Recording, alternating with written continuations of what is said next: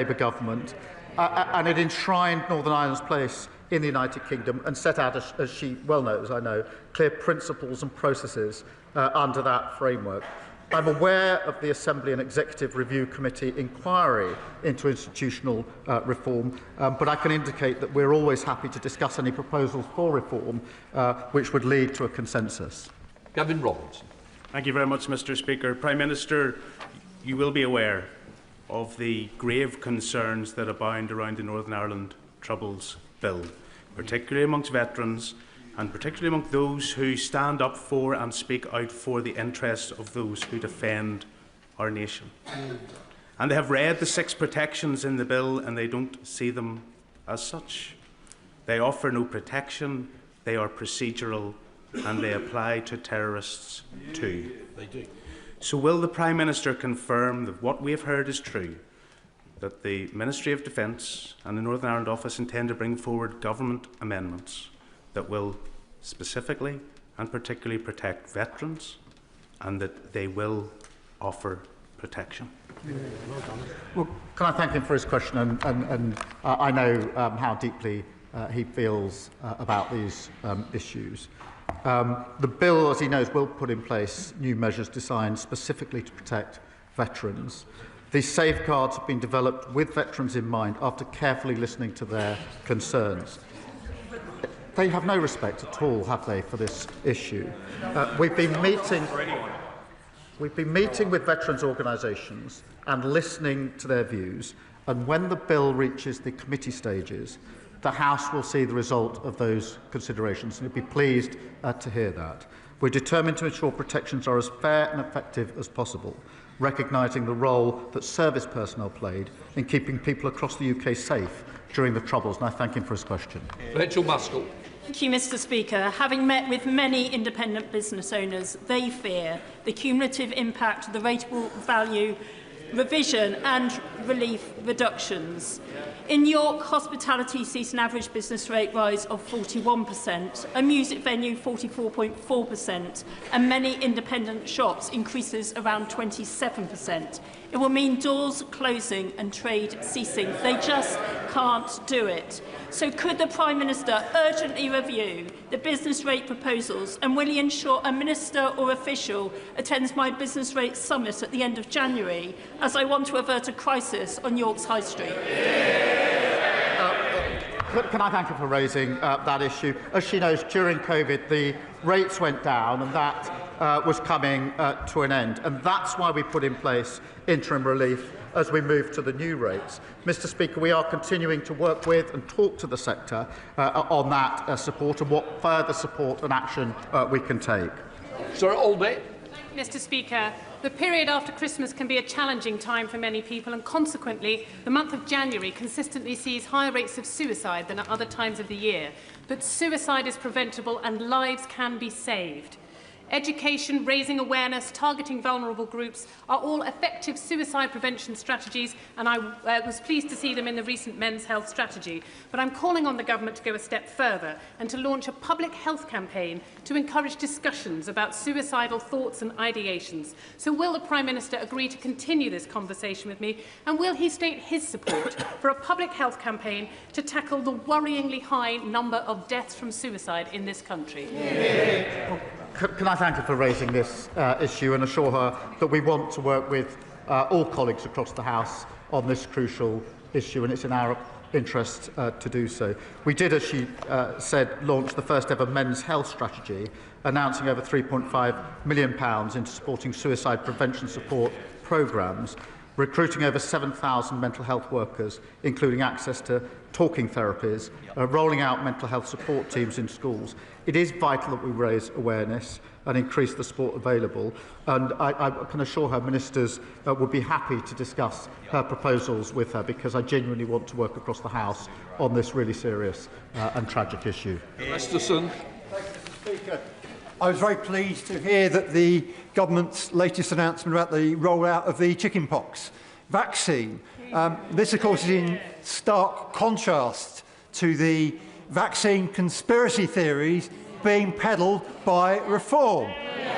Does my right honourable friend agree that it is only with a Labour government that healthcare in this country is safe and that reform must never, ever be in a position to be responsible for the health of this country. Well, Mr Speaker, I'm very pleased about the measures we're able to announce this week. Of course, that comes on top of the 5 million extra appointments that we've delivered in the first year of a Labour government, and 300,000 taken off the waiting list, and more to come as we turn the year into 2026. But he's absolutely right. They laugh at the denial of the importance of vaccines. Imagine where this country would be if they ever saw power. And if you want an example, all to be like, look at the local councils where they won power. They're absolutely chaotic, in a mess, and putting taxes up. Peter Bedford. Thank you, Mr Speaker. Unlike many of his parliamentary colleagues, I don't actually think the Prime Minister should resign. But with the start of a new year, it's time to reflect, reset, detox, if you will, on his government's appalling economic policies and tax rises, particularly business rates and the impact it's having on the hospitality sector. Now, will the Prime Minister commit to doing that today? Mr Speaker, I'll reflect on the fact that inflation is falling and the Bank of England says that it's going to be down to target. I'll reflect on the fact we've had 6 interest rate cuts in a row. Mortgages, those with mortgages will be hugely effective. I'll reflect on the fact the IMF say we're going to have the second highest growth in 2025, defying the forecast. And I'd remind them that under them we had inflation at 11%, the worst Parliament on living standards on record, and the Leader of the Opposition thinks that Liz Truss was 100% right to crash the economy. They're literally the only people who think that anybody should be listening to them. Nobody is. John Baxter. Thank you, Mr Speaker. Adrian Howe was a successful and dedicated Vodafone store manager of over 20 years. In 2017, he was offered the opportunity to take on a franchise of one of their thriving stores. But then the goalposts changed, and he was then forced to take on a struggling store. And just days before he was due to open that store, Adrian stepped into a lake and didn't ever return home. Adrian's wife and widow, my constituent Tracy, is wondering if the Prime Minister will review franchising legislation to ensure there is a balance of power between companies and their franchisees so that nobody else feels undue pressure when they take on a franchise. Well, can I thank her, and I speak for the whole House in saying I'm deeply sorry to hear about this tragic case, and all of our thoughts are with the family. Obviously, there's a live legal case I can't comment on, but I can reassure her that we'll look closely at the final outcome of that case. There are strong rules in place, but we will look at the outcome of the case to see whether there's more that can be done. Alison Griffiths. Thank you, Mr Speaker. Late last year, the cargo vessel Baltic Clipper lost 16 containers off the beautiful West Sussex coastline. Beaches and seas in my Bognor Regis and Littlehampton constituency have been polluted with toxic debris. The clean-up was initiated and led almost exclusively by resolute local volunteers. So will the Prime Minister join me in paying tribute to all those involved for their extraordinary efforts? And will he, or the relevant minister, meet with me to ensure that the coastline is restored and that local taxpayers will not pick up any costs? Well, let me join her in paying tribute to the agencies and the local volunteers who supported the clean-up efforts. They're the very best, and I do pay tribute to them and join her in doing that.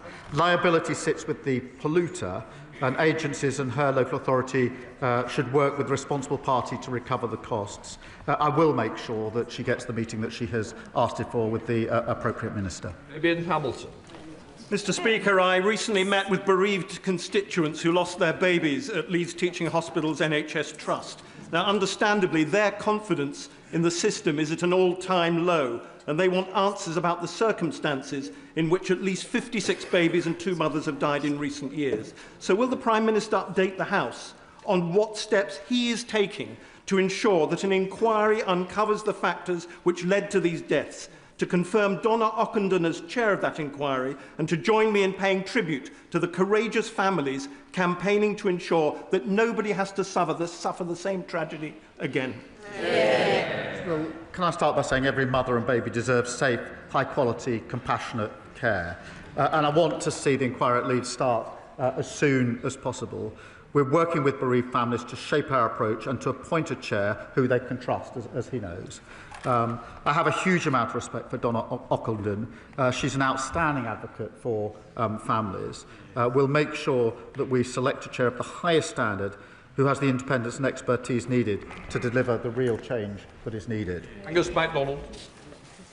Thank you. Mr. Speaker, according to the Office for National Statistics, 174,000 people under the age of 35 moved abroad in the year ending June 2025. In the Highlands, this problem is especially acute. Demographic statistics show that young people are not staying in the rural communities. Pupil numbers are down by 40 to 50% at the schools over the last 20 years. Rural depopulation and youth emigration are two sides of the same story: lack of opportunity. We have a demographic crisis. What is the Prime Minister doing to ensure the UK offers strong apprenticeship and skills pathways for young people?